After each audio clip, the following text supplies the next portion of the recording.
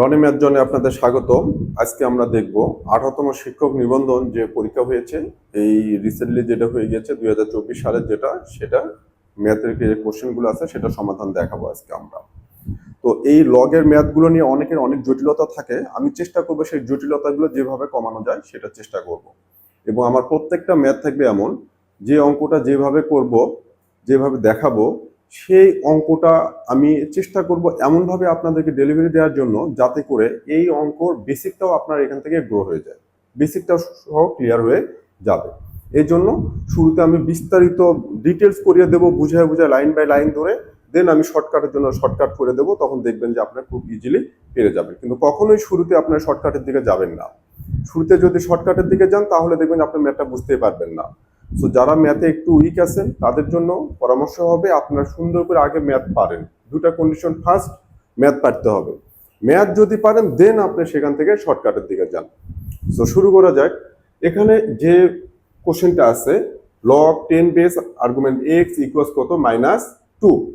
এখন এটার একটা সুন্দর একটা ফর্মুলা আছে, সেই ফর্মুলাটা আগে দেখিয়ে দেই। লগের ফর্মুলাটা হলো লগ বেস যদি এ হয়, আর্গুমেন্ট যদি বি হয়, ইকুয়াল যদি আমার ধ্রুবকটা সি হয়, তাহলে আমি এখান থেকে লিখতে পারি এই যে বি, সেই বিটা হবে, আমি লগ উঠাই দিচ্ছি, লগ আর থাকবে না, তখন বি আসলো ইকুয়াল এই এ এই পাশে চলে আসলো, এটা কি এই পাশে আসবে, আর এই পাশে যেটাই থাকুক না কেন সেটা এই যে বেস এই পাশে শিফট হয়ে গেল, এটার উপরে কি হবে, পাওয়ার হয়ে যাবে। খুব সিম্পল বিষয় যে আমি বি রাখবো, এ এই পাশে যাবে, সি এখানে যাবে। তাহলে আমি এটার সাথে যদি আমি কম্পেয়ার করি, এই যে এই ফর্মুলাটা, তার কি লিখতে পারি, তাহলে আমার ওখানে এই এর ভ্যালুটা কি হবে, এখানে 10, এর ভ্যালুটা কত হচ্ছে 10।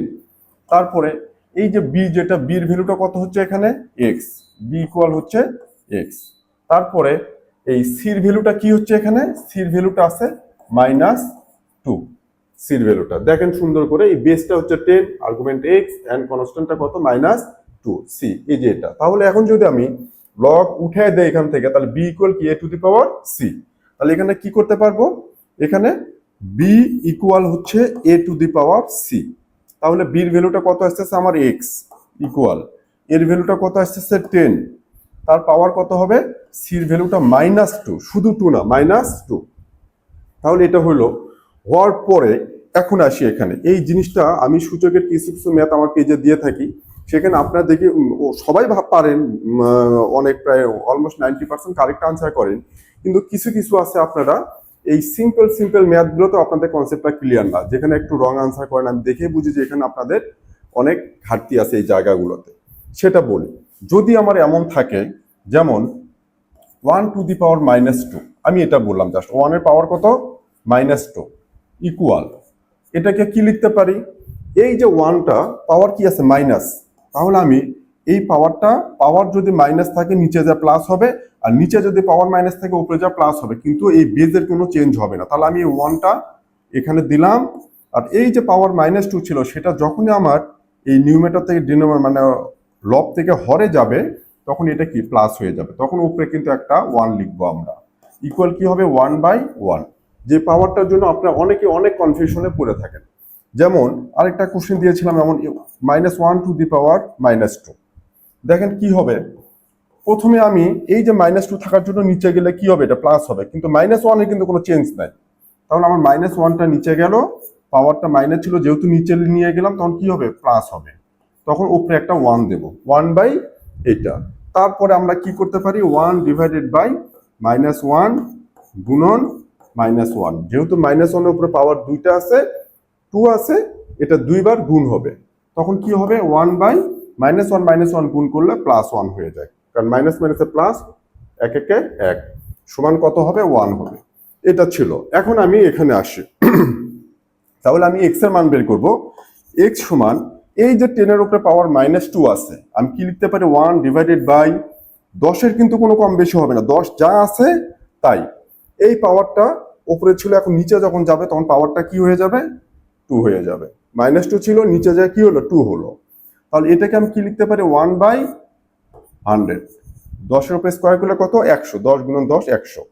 যাওয়ার পরে এখন আমরা জানি যে এই 1কে যদি 1 এর নিচে যদি 10 থাকে, তো 100 থাকে, তখন যেটা হবে 1 লিখলাম, সরি উপরে এক, নিচে কি আছে, একের পরে কয়টা শূন্য আছে, দুইটা শূন্য আছে। এটা যদি উপরে ওঠে তাহলে এই যে একের পরে দুই শূন্য আছে, এই জন্য দশমিক দেওয়ার পরে কি হবে, দুইটা, দশমিকের পর কয়টা সংখ্যা হবে, দুইটা সংখ্যা হবে। এখানে নিচে একের পরে যে কয়টা সংখ্যা থাকবে দশমিকের পর সেই কয়টা সংখ্যা হবে। তাহলে কি করব, আমি একটা সংখ্যা দিলাম, আরেকটা কি হবে, এই ওয়ান হবে, এই ওয়ান হবে, এই ওয়ান দিলাম একটা, সবার শেষ হবে, তার সামনে দুইটা সংখ্যা হওয়ার জন্য একটা শূন্য দিয়ে দিলাম এখানে।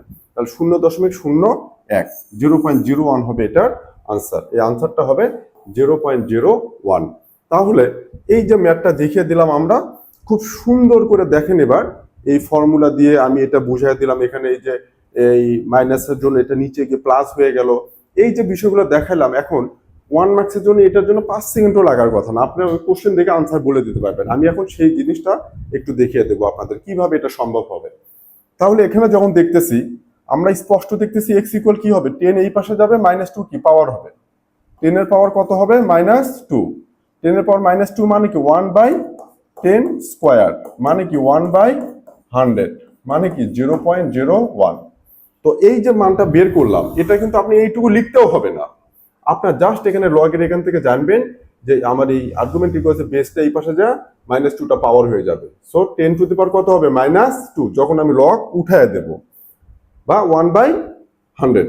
এখন এই কোশ্চেনটার আরেকটা বিষয় আছে, যে এই কোশ্চেনটা আরেকভাবে আসতে পারে যদি শুধুই এটা দেওয়া থাকে যে লগ এক্স -2।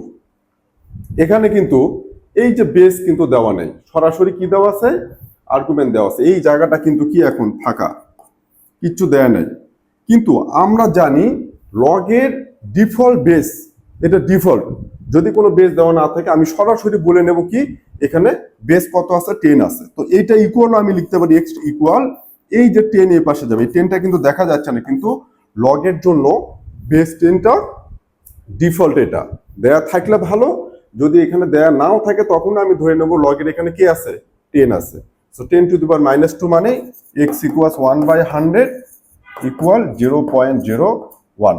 সরাসরি কিন্তু আমি এটা লিখতে পারবো। এখন এই সিমিলার প্যাটার্নের আরেকটা কোশ্চেন যদি আসে আমার এমন, যে লগের এখানে বেসটা দেয়া থাকবে, কি দেয়া থাকলো, লগের বেস আমি 2 দিলাম, লগের বেস দিলাম কত 2, আর এখানে কি দিলাম x ইকুয়াল আমি দিলাম 3, ধরলাম এটা একটা কোশ্চেন, এখানে x এর মানটা আমি বের করব। তখন কিন্তু এই x ইকুয়াল কি হবে, এই 2টা এই পাশে যাবে, আর এই 3টা কি হবে, পাওয়ার হয়ে যাবে। তাহলে x ইকুয়াল কত আসলো আমার, 2 to the power 3 means 8, x এর ভ্যালু তখন 8 আসলো। এটা কিন্তু আলাদা আলাদা করে ম্যাথ করাচ্ছে এখন, প্রথমে কিন্তু কোশ্চেনটা সলভ হয়ে গেছে, ওটা শেষ। এই যে আমি শুরুতে বললাম যে আমার প্রত্যেকটা কোশ্চেন ধরে এখান থেকে আমি আরো কয়েকটা প্যাটার্ন আপনাদেরকে দেখায় দেবো এই লগ রিলেটেড, যাতে করে এখান থেকেই আপনি ভালো একটা বেসিক গ্রো হয় জাস্ট একটা কোশ্চেন সলভ করতে গিয়েই। ওকে, তো আমরা এটা করতে পারলাম। এখন আরেকটু জটিলতার দিকে যাই। সেই জটিলতাটা কেমন, যে এইবার আমরা দেখব, এটা তো গেল, এই আদলে আমি এই কোশ্চেনটা সলভ করব, এই কোশ্চেনটা। এখন এই কোশ্চেনটা যখন আমি সলভ করতে যাব, এখানে কিন্তু কি আছে, √x আছে। তখন এই √x ইকুয়াল আমি কি লিখতে পারবো, এই 2টা এই পাশে যাবে, 3টা কি পাওয়ার হয়ে যাবে। তাহলে √x ইকুয়াল কি হচ্ছে আমার, 2 টু দি পাওয়ার 3 করলে 8 হবে, কারণ 2 টু দি পাওয়ার 3 মানে কি, 2টা 3 বার গুণ, 3 বার গুণ, 2 দুগুণ 4, 4 দুগুণে 8। এবার আমি x বের করব, তাহলে এই রুট ওঠানোর জন্য কি করব, স্কোয়ার করব। তাহলে x ইকুয়াল আমার হবে 64। তো এই যে দুইটা প্যাটার্ন আমি এটা রিলেটেড আরো দেখিয়ে দিলাম আপনাদের। আশা করি উপকৃত হবেন। যদি উপকৃত হন, লাইক কমেন্ট শেয়ার দিয়ে পাশে থাকেন। এই ধরনের আরো অনেক ক্লাস আমরা দেব। ধন্যবাদ।